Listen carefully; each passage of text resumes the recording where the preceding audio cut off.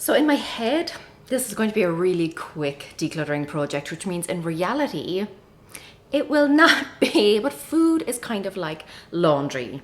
There's just a steady stream of it, so you need to keep on top of it. So in this video, I want to share how to declutter food storage spaces, how to make sure that you're actually using the food that you have and you're not letting any go to waste. Let's go.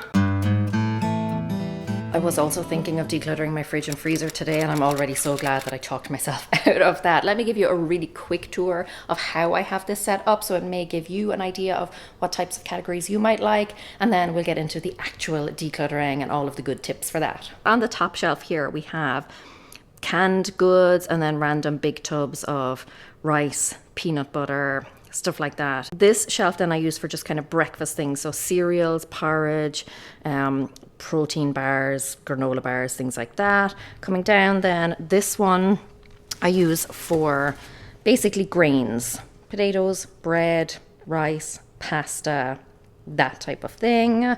By the way, these are great. These are from IKEA. They're really good. I want to get loads more. This is basically snack stuff, and this is the one that gets probably the messiest because we get these big multi-packs and they just don't sit in. So this is probably my biggest problem area. And then, see? And then the bottom one is for junk food. And as you can see, this is a bit messy also. And yes, I do have a bird's trifle addiction. This becomes a bit of a dumping ground. The reason we put it on the bottom is just to kind of make it a little bit harder to access, although the flip side of that is it makes it a little bit easier for my daughter to access because she's so much smaller. But yeah, I need to get a better system for this. Now, I know a lot of people recommend waiting until your pantry or your fridge or your freezer, whatever storage area you are tackling, is empty. I do not recommend that. It is good if you are cleaning because you have less stuff to remove before you clean, but for decluttering and organizing, I think it is much better when your shelves, cupboards, etc. are actually quite full, because that is going to give you a much better idea of the types of storage solutions you might need or how much space your stuff actually takes up. It's all well and good decluttering when there's hardly anything in there, but the real test is how it all fits in there when you actually have a full pantry or a full cupboard. How is everything going to work together? As you're pulling the stuff out, if there's anything that you notice immediately has expired, anything that you're just not going to eat, anything that's past its prime, you can just set that aside immediately. So when I finished this bottom drawer, I realized that some stuff had fallen down behind the drawers and has been sitting under there for who knows how long. So yeah, glad I spotted that. So this will all need a good wipe down now, but that's why I take everything out. It just makes it easier to clean and then see the kind of space that you have left. Plus when you take everything out, you don't want to mess it up because it looks so lovely and clean and tidy. So this is the current situation on my kitchen island. Another category where it never feels like there's much in there, but when I take it all out, it's horrendous. So I've kind of kept them to the categories that they were in already, and that will make it easier for me to go through them. And then over here on the counters, because I didn't have space on the island, is all of the junk food stuff. So it was about 10-15 minutes to take everything out, and then who knows how long to go through all of this.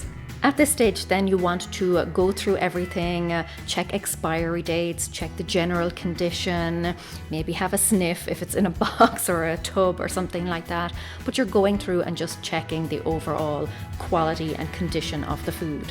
If you share this space with someone else, my advice would be to keep everything that kind of belongs to them or would be more their type of food, but just set it aside. Anything that you're not sure about, if you know for definite that it's something that they eat, then you can just keep it with all of your stuff. But if it's something that's theirs and you're not sure whether or not they would be willing to let go of it, set it aside for now. And I will come back to a really great tip that I have for helping you through the process when there is someone else involved.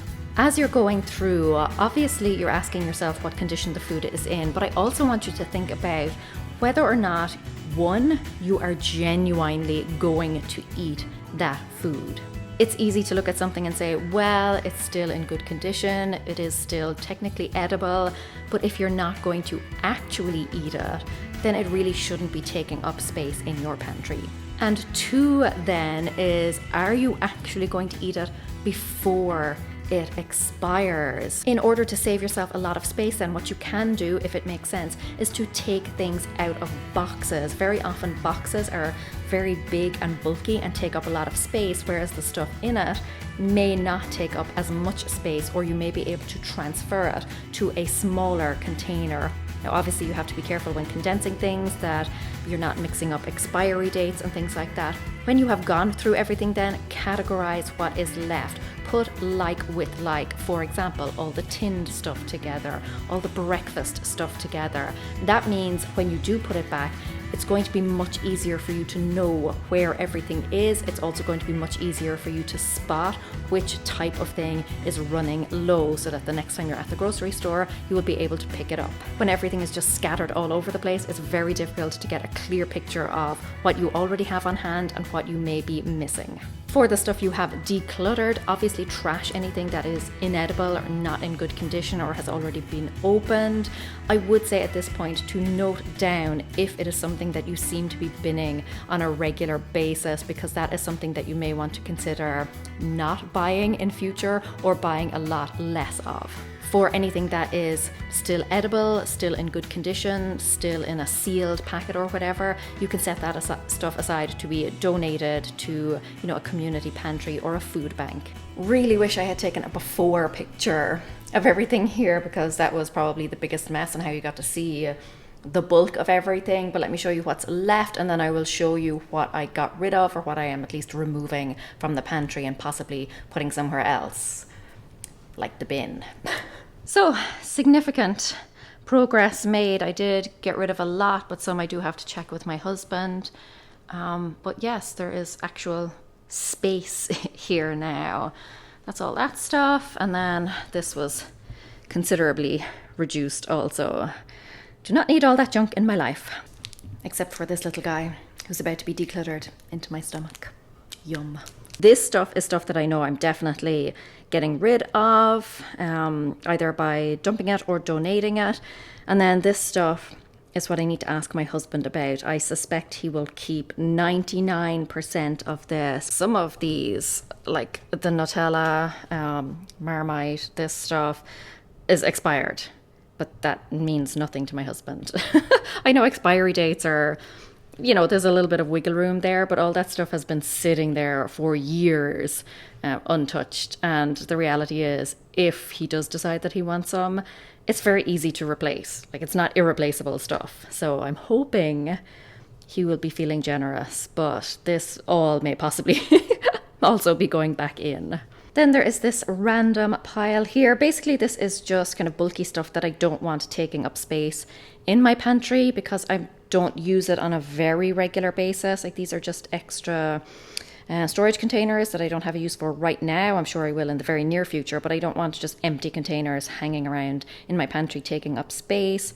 Same with all these boxes. Like, yes, they are things we kind of nibble on every now and again, but I just don't want all of this space taken up. Like, you saw how much space all of these boxes took up in my pantry.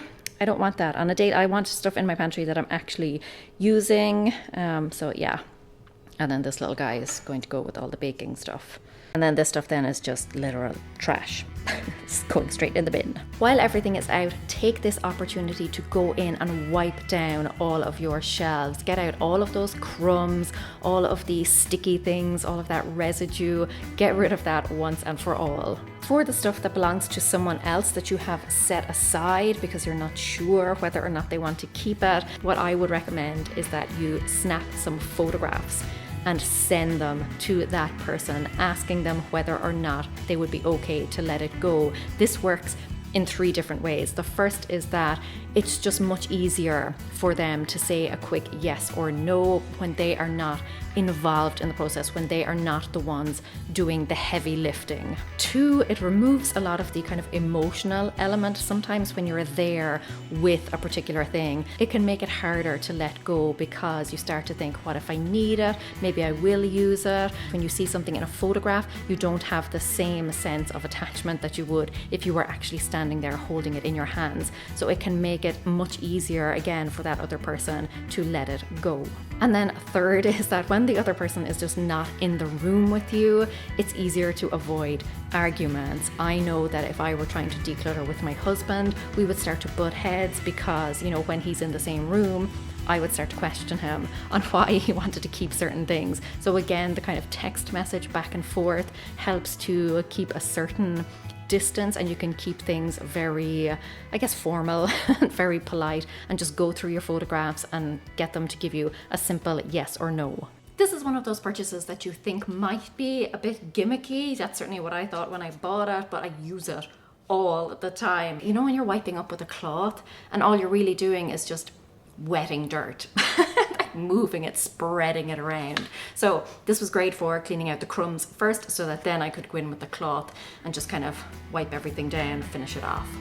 Now at this stage you may be wondering how is best to store all of this stuff. Should you get all of those lovely matching containers so that everything looks uniform and it all kind of slots in nicely together? I think this question is probably going to help you to figure that out, and that is, which is more important to you, time or matching containers? So you can either save yourself time, but your pantry won't look as amazing, or you can have it look amazing, but you will need to spend time on a regular basis trying to keep it looking amazing. There is no right or wrong, whatever works best for you.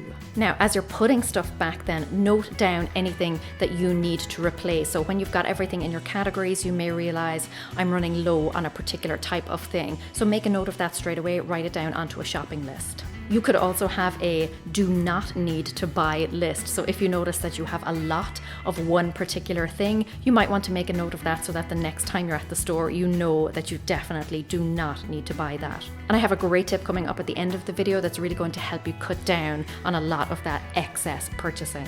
As you're putting things back, then I want you to think of access. So the stuff that you want to put kind of front and center within easy reach is the healthiest stuff, and the stuff that you either reach for on a very regular basis or the stuff that you want to be reaching for on a very regular basis. That should be the stuff that is within arm's reach, the stuff that you can easily and quickly grab. Also make sure that you are putting the stuff with the earliest expiry at the front. So that is the stuff that you are going to be grabbing and using up first. Put the stuff that you don't necessarily want to be reaching for on a daily basis or an hourly basis, if you're me. Put that, somewhere out of the way, a really low shelf, a really high shelf, or at the back somewhere, or put it into a tub with a lid, whatever just makes it that little bit harder to access. And now that you have gone through all of your food and you know what you have on hand, now is a great time to make up a very basic meal plan for yourself and your family. And what that's going to do is to ensure that everything you have on hand is something that is going to get used up, particularly before its expiry date. Oh, and these clips, these are great for resealing any opened bags. You can probably get them in your store, but this is another great purchase. So this is what my husband decided to part with. It's not a lot, but it's more than I was expecting, so I'll take it. These are just old crackers. I don't think anybody likes those, but not bad. So this is it. As you can see, significant progress has been made, but like I said, you want to store like with like, and you want to put all of the stuff that you use regularly or that you want to use regularly, so all of the healthier stuff, that should be at eye level or within very easy reach. That should be the stuff that is most accessible. Again, making sure that the stuff that expires soonest is in the front, so that is what you grab first. So again, we've got all of the tinned stuff and random big tubs of stuff up here, cereals here, general breakfast stuff. I did stop in the middle of recording this video and actually eat some cereal, so I finished off a box and that went into the recycling. For boxes of things, I always take the tops off. It's just easier access rather than having to open a box, take something out, close the box up again. Just tear the tops off. These I have condensed down into just this one box.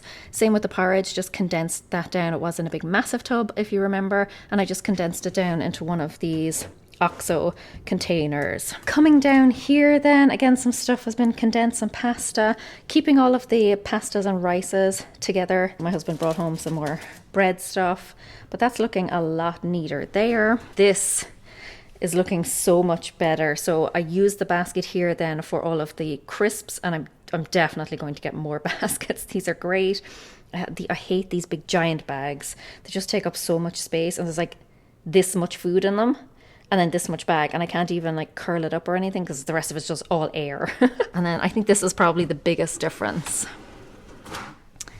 here. So still kept all my trifles, yes.